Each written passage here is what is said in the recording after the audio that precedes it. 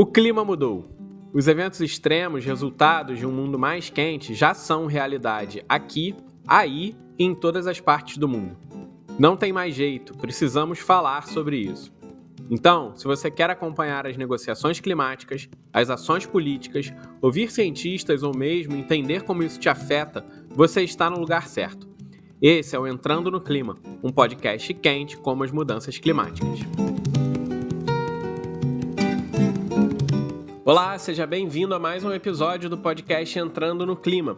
Eu sou Márcio Zenzê, diretor de conteúdo do site O Eco, e hoje vamos falar sobre o final da COP29. Fracasso, injustiça, traição, desconfiança. Esses são apenas alguns dos adjetivos utilizados por atores do processo multilateral para definir o resultado da COP29, que se encerrou após muito atraso, muita discussão e frustração por parte de quem esperava e pressionava por mais ambição. Diretamente de Baku, a repórter Cristiane Prisibis, que acompanhou todos esses dias de negociação e não poderia ser diferente, trouxe para nós hoje um pouco do balanço, um pouco dos últimos momentos e do resultado final da conferência, como ele está repercutindo também na sociedade civil. Entre um corredor e outro, correndo para o aeroporto, a Cris gravou esse podcast, conversou também com a Stella Hershman, do Observatório do Clima, e vocês podem ouvir agora tudo que a Cris trouxe para a gente.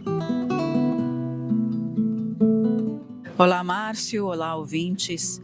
Bom, depois de quase 30 horas de prorrogação, a 29ª Conferência do Clima acabou aqui em Baku, no Azerbaijão, mas não com o resultado esperado. A meta de financiamento, que era esperada pelos países em desenvolvimento, ficou muito aquém daquilo que eles pediam. A decisão final da COP29 prevê a destinação de 300 bilhões por ano até 2035 para financiar a ação climática nos países em desenvolvimento. Mas isso, Márcio e ouvintes, está muito longe do que era reivindicado pelas nações em desenvolvimento e subdesenvolvidas, que queriam pelo menos 1,3 trilhão para essa meta de financiamento. Hoje foi um dia cheio de emoções. Em 2 ocasiões, o bloco de países das pequenas ilhas e os países menos desenvolvidos saíram da sala de negociação, falaram, não quero mais negociar com essa meta que está muito abaixo, mas o dia transcorreu,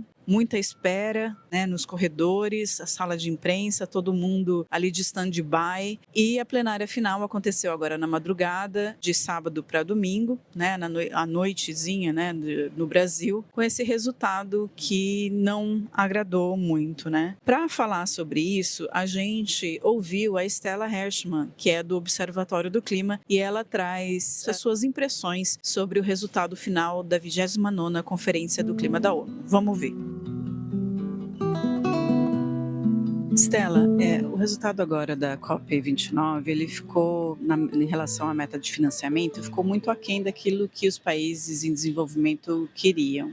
Como que você avalia esse resultado? O resultado da nova meta de financiamento climático é muito ruim. Na verdade, a gente terminou com uma meta pior do que a que a gente tinha antes. Tanto do ponto de vista do valor, do número, que se você olhar é como se fosse aquele número de 100 bilhões atualizados até 2035. Então, a gente não está falando de um aumento incremental de recursos, mas sim de uma correção da inflação, como também do ponto de vista das responsabilidades. Ou seja, os países desenvolvidos que tinham uma responsabilidade clara de terem que dar esse dinheiro dos países envolvidos para os países em desenvolvimento, agora eles apenas lideram esse processo. Então eles diluem a responsabilidade deles, o que abre um precedente muito perigoso. Ainda outras camadas que a gente tinha de preocupação, como a qualidade dos recursos, que esses recursos fossem majoritariamente na forma de doações ou empréstimos altamente concessionais, isso não ficou garantido. Não ficou garantido submetas para mitigação, adaptação e para as perdas e danos. Então, eu diria que todos os nossos pedidos de sociedade civil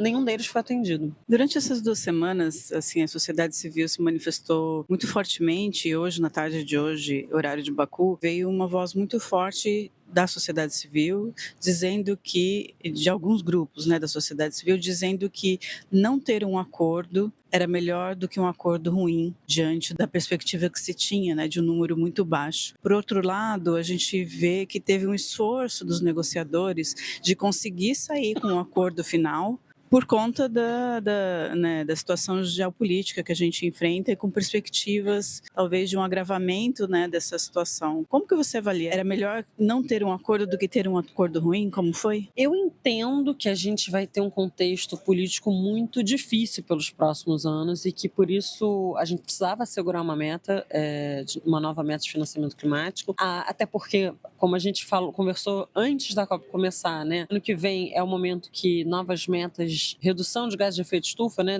das novas NDCs vão ser apresentadas e a gente precisava dessa sinalização financeira. Então, eu entendo a necessidade de um acordo, mas eu acho que o acordo é tão ruim que, nesse caso, era melhor não ter tido acordo do que ter um acordo tão ruim. Principalmente pelo precedente que ele abre. Como a gente conversou, ele flexibiliza responsabilidades, né, ele dilui responsabilidades. Então, a gente está deixando uma nova meta que ela vai valer pelos próximos 10 anos. Pelo menos o texto que foi aprovado, ele fala de uma revisão em 2030, então é uma revisão que a gente vai poder discutir daqui a 5 anos, talvez, dos valores, mas a gente definiu um novo cenário de responsabilidades. Isso dificilmente a gente vai conseguir recuperar daqui a 5 anos. Então, para além de um número ruim, que obviamente dificulta muito o aumento de ambição que a gente vai precisar ter no ano que vem, então a gente provavelmente não vai ver NDCs que façam a transição energética que a gente precisa ver, que dê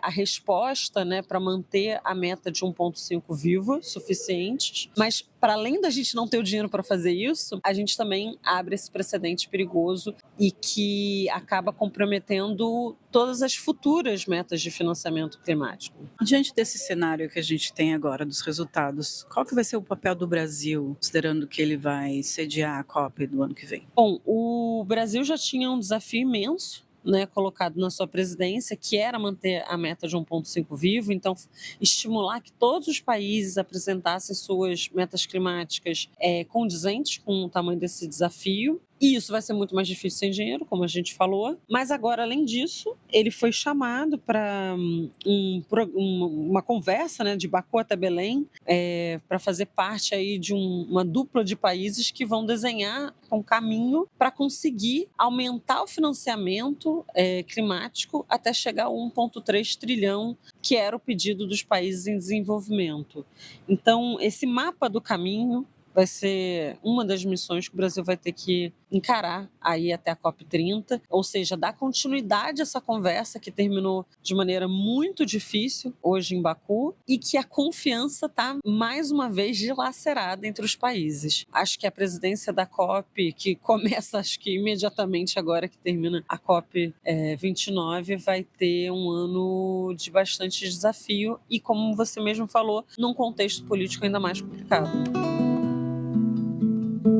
Márcio e ouvintes, antes de pegar meu caminho para voltar para o Brasil, eu queria dizer para vocês que a sociedade civil teve um papel muito importante durante essa Conferência do Clima, com muitas manifestações. Hoje foi um dia de manifestações muito contundentes e mesmo com esse resultado negativo, vários grupos se comprometem a continuar lutando por justiça climática e por um resultado melhor aí no enfrentamento das mudanças climáticas. Então eu vou deixar vocês, para finalizar, com um pouquinho do áudio dessas vozes da sociedade civil. Trillions, not millions! Trillions, not billions! Trillions, not billions! Trillions, not billions! Trillions, not billions! Trillions, not billions! People united will never be defeated! The people united will never be defeated! The people united will never be defeated! The people united will never be defeated!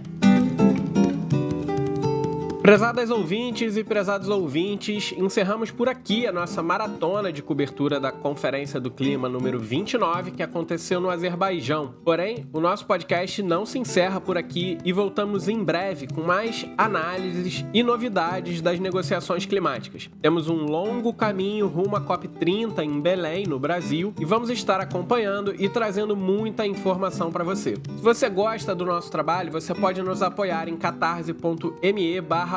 Se você curte esse podcast, o principal é que você possa compartilhar ele com seus amigos, familiares e pessoas que também se interessam pelo tema, para que a gente possa ampliar cada vez mais as nossas vozes. Acompanhe a nossa cobertura completa em oeco.org.br e também nas nossas redes sociais. O podcast Entrando no Clima é uma realização do OECO com apoio do Instituto Clima e Sociedade. Vou ficando por aqui e retornamos muito em breve. Um abraço e até lá!